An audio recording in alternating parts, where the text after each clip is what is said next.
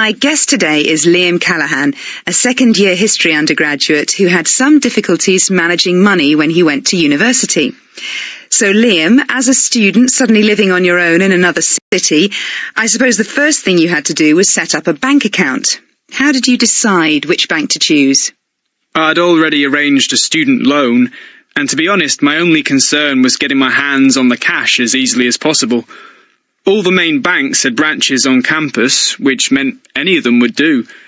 And I wasn't bothered about things like how much they'd let you borrow on a credit card or whether they'd let you overdraw without having to pay interest. So it came down to what they were giving away in an attempt to attract people like me.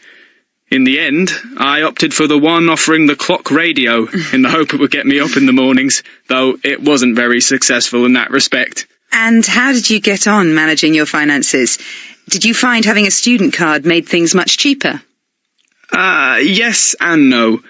Things like cut-price tickets to see films are fine, if that's what you like doing.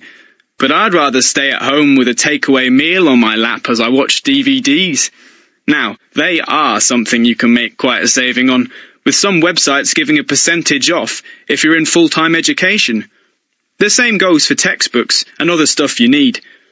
I also saved a lot on long-distance coach fares, much more than going by train.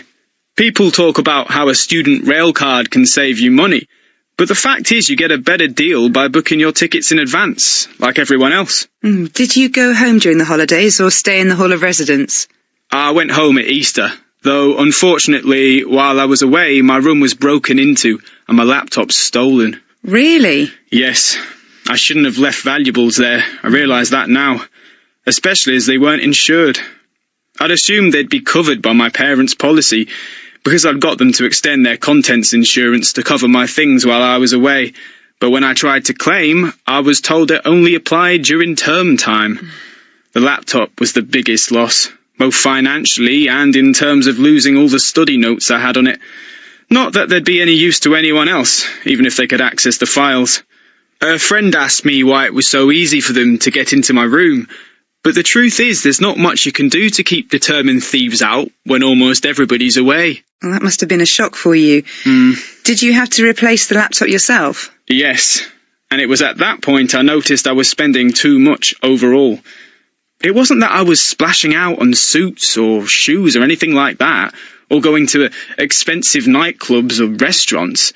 Actually, if my friends and I did go out, we'd usually just have a coffee somewhere and share a cab home, which actually worked out cheaper than taking the bus.